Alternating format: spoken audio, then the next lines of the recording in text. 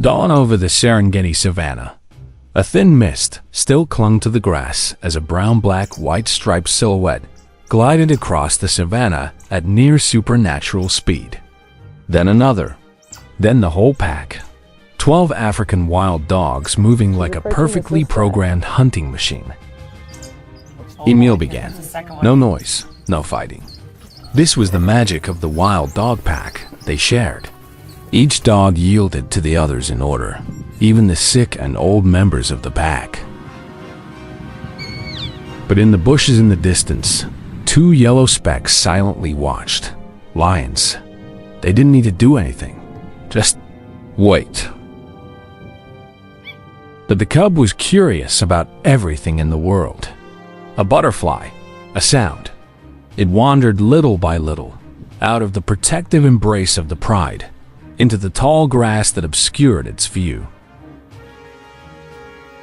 A pack of wild dogs, having eaten their fill, were resting when the alpha male's nose lifted, sniffed, sniffed again. That nose could distinguish the scent of prey from a distance of more than 3 kilometers. And this scent, the scent of the lion cub, triggered an instinct that millions of years of evolution had instilled in them. A distant commotion echoed. The lioness sprang up, not slowly, but springing up like a coil, her ears perked up, scanning in the direction of the sound.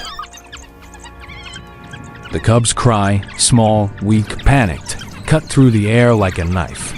The mother lion recognized it immediately. It wasn't a cry of hunger. It was a cry of fear. The lioness charged in. But here's the problem. When attacking, they have to leave their protective positions.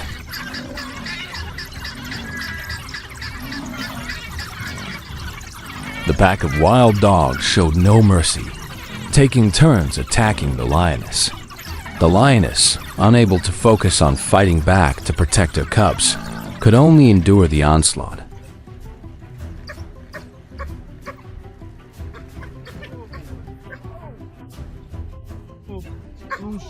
When the male lion returned, it seemed to understand the situation unfolding before it. It slowed its pace, then sprang into a direct attack, striking a wild dog in the carotid artery. After the fight, the lioness sniffed a lingering scent on the ground where the pack of wild dogs had carried her cub away, a worried expression clearly visible on her face. By the time they found its child, it was too late. Only a cold, lifeless corpse remained in the bushes. The lioness lay beside her cub, weeping in agony, trying to shake its body and wake it up, but it had already passed away. After attacking a jackal, the male lion dragged it back to its den, but its pride wouldn't let it go.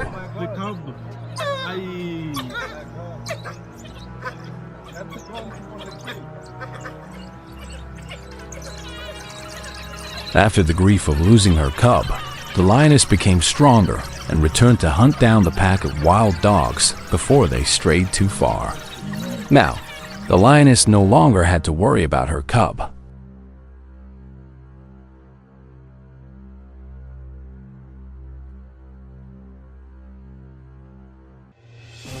After being chased by the lioness, they were lucky enough to escape and return to their den.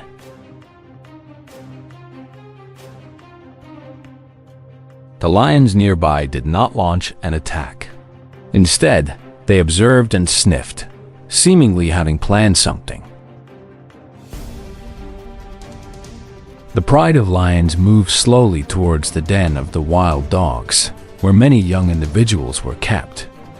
Unfortunately for the lions, the wild dogs had been warned of the male lion's attack and had moved their cubs away from the den.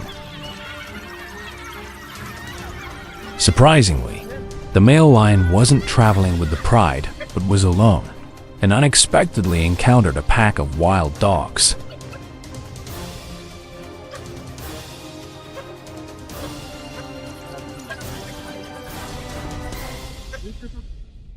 The adult wild dogs, fortunate enough to escape, did not leave but seemed intent on retaliating against the pride of lions. Oh shit!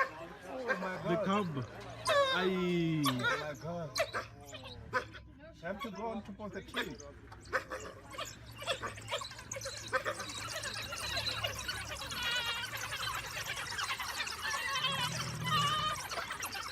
And now comes the full-scale assault of the lions. Each lioness has her own mission.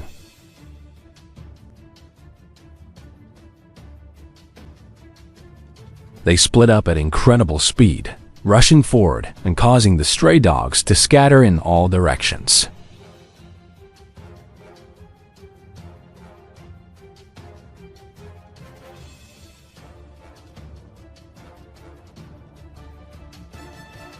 The pride of lions was determined to catch the wild dogs and not let them escape, because every lion preys on its own offspring. The pack of wild dogs, seeing themselves caught and bitten to death in the field, seemed to be terrified of the aggressive lions ahead. Instead of rescuing their kind, they leave and go foraging for food for the remaining young and adults to conserve their strength and numbers. Near the battle, a herd of impalas were grazing. They seemed to have witnessed the recent fight, but they had no idea that a similar battle would soon engulf them. No long rest. The energy expended during a hunt is immense. They need more food.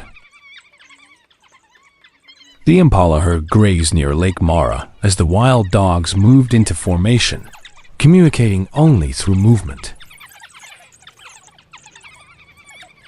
The chase begins. Impalas can jump 3 meters high and 10 meters long with each leap, but the wild dogs don't need to catch them. They just need to keep them from resting, step by step, pushing the prey toward a dead end. Behind it, the pack of dogs tightens its encirclement.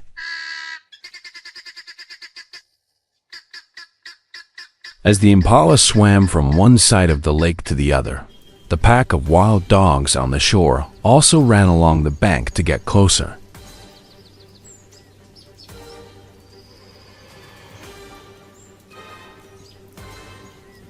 They've identified impala as tonight's dinner for the whole pack, so they can't afford to lose this prey.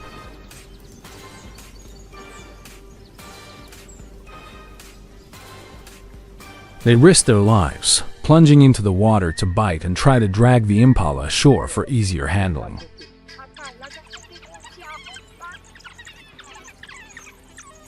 Their pack is rapidly rushing from one side of the bank to the other to help their fellow creatures.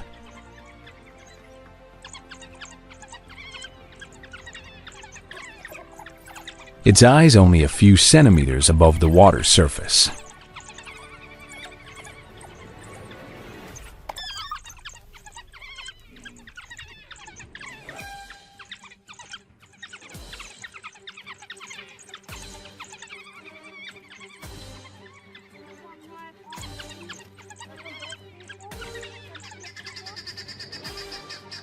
A burst from below. No warning, no sound.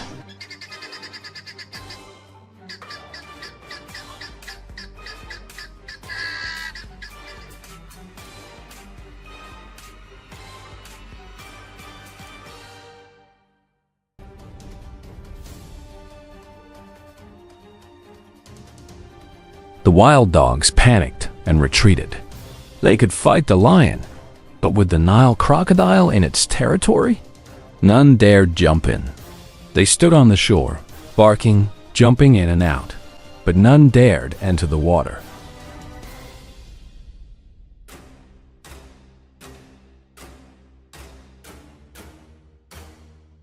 The crocodile successfully snatched its prey and returned to the water, causing the pack of wild dogs to panic and howl wildly by the lakeshore.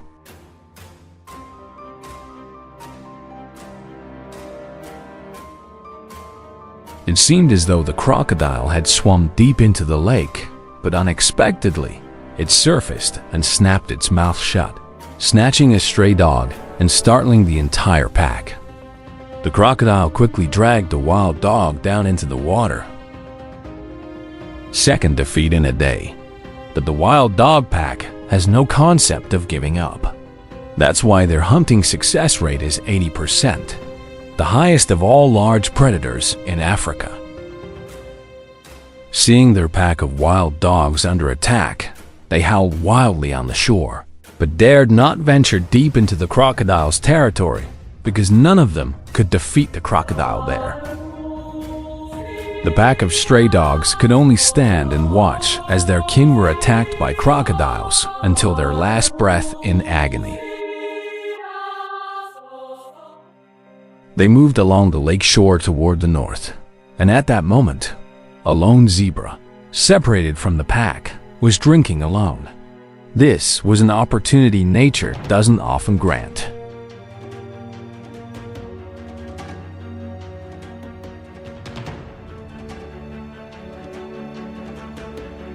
This time, there was no complicated encirclement.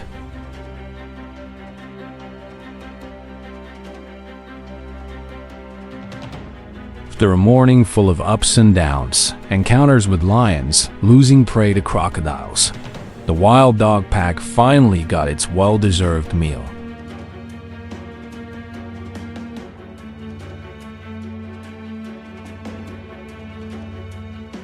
After the meal, the pack's ritual begins. Those that have eaten first make way for those that eat later.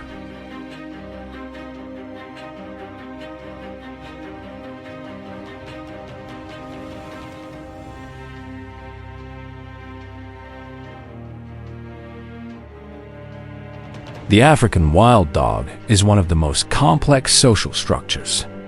They have alpha males and alpha females, but not in a way that dominates through violence, rather through trust and experience.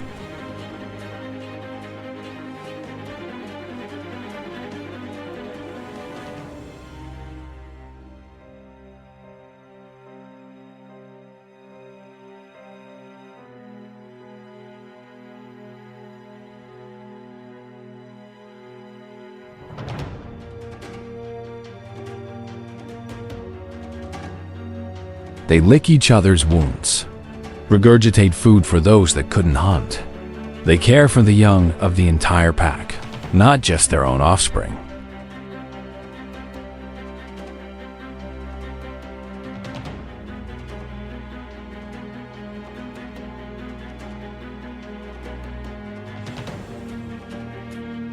Globally, fewer than the lion population in some major conservation areas. Habitat loss, disease, and conflict with humans have pushed them to the brink of extinction.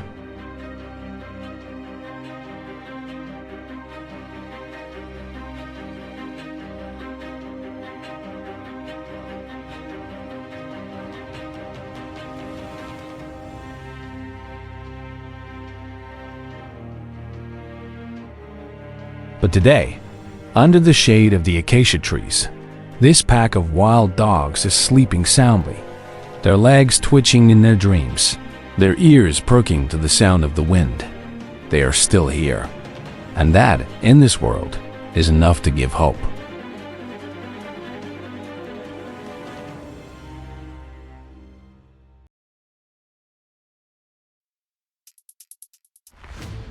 Two males face each other, mouths wide open to 150 degrees, revealing fangs up to 50 centimeters long enough to pierce the body of a crocodile.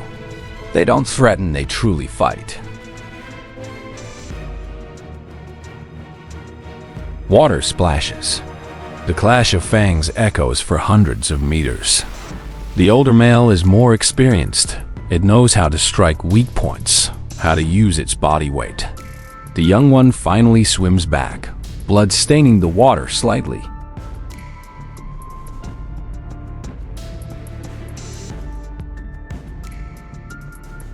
In the world of hippos, there is no compromise on territory. You win, or you leave.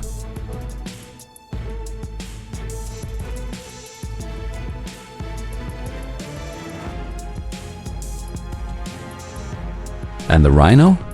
Even the 2,000 kilograms white rhino has learned a lesson.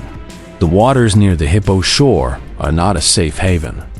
On this savanna, it's not the biggest that wins, but the one that's never afraid.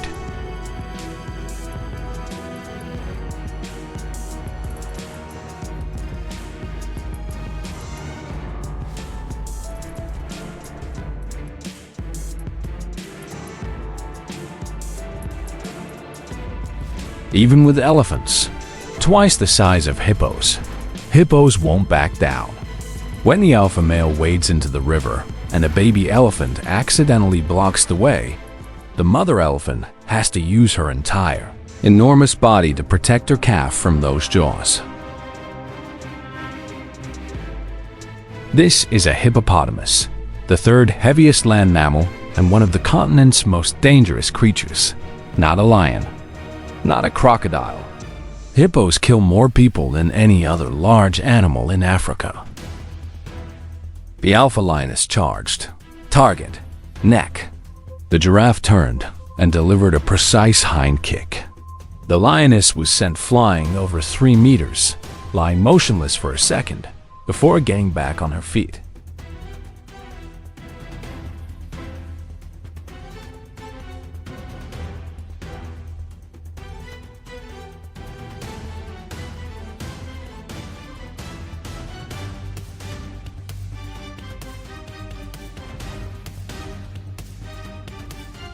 Two other lions tried to attack its flanks. One was kicked first, the other was headbutted.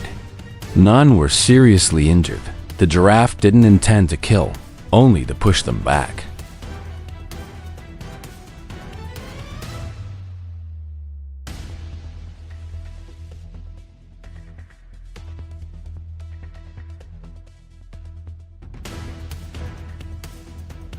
And then the giraffe ran.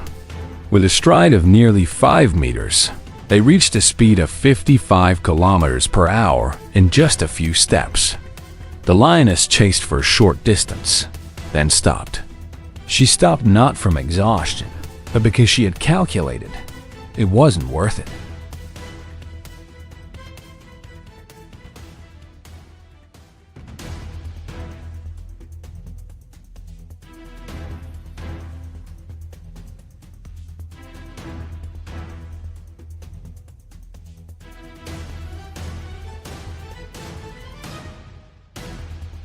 The lions huddled together, licking their small wounds. None were seriously injured, but hunger remained. This is the reality of hunting. More failures than successes. And you have to learn to accept that.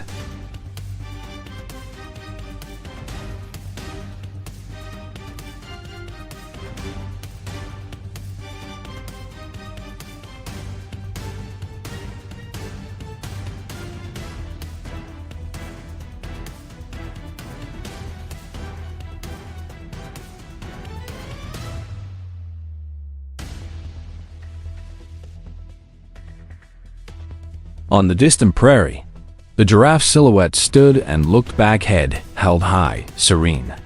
As a reminder, not every hunt has a winner.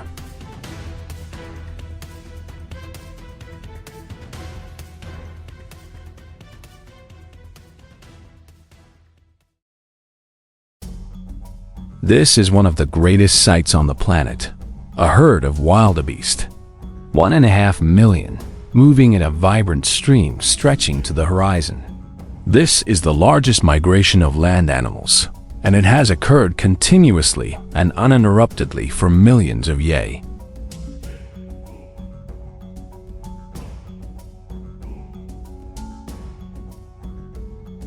Individuals in the herd have no clear leader.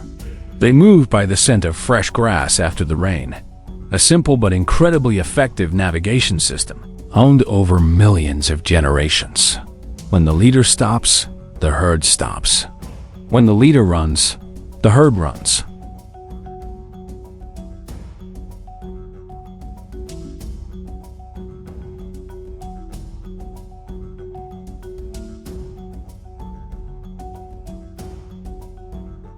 In that enormous herd, there is the bleating of newborn wildebeest cubs, They stand just minutes after birth, following their mothers for 24 hours. Because on this savanna, no one has the privilege of being weak for long.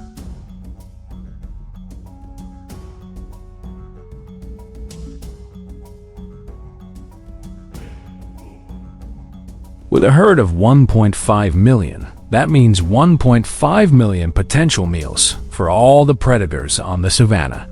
Lions know this. They move parallel to the migrating herd like tax collectors.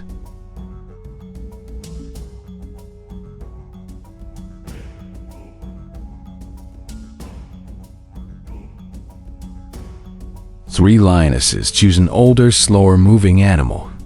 The prey is surrounded. A pounce, a bite to the neck, and finished quickly, causing almost no major disturbance to the millions of their kind around. The herd moves on. Life goes on.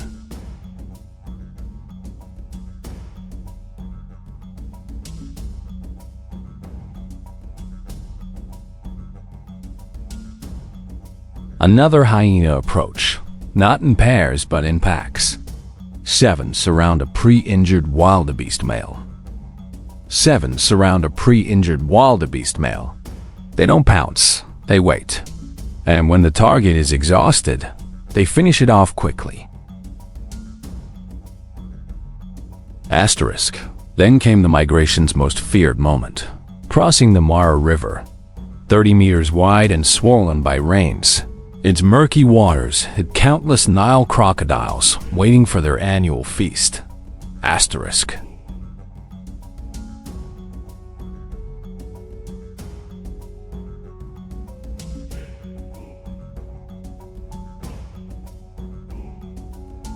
The first leap sparked chaos. Thousands followed, water exploding with splashes. Crocodiles struck from every side, turning the river red, yet most kept swimming toward the south bank.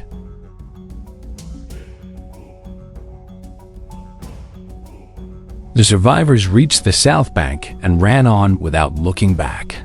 Calm returned to the Mara. Crocodiles drifted away, full-fed, while the antelopes continued south. Above, vultures descended on this river.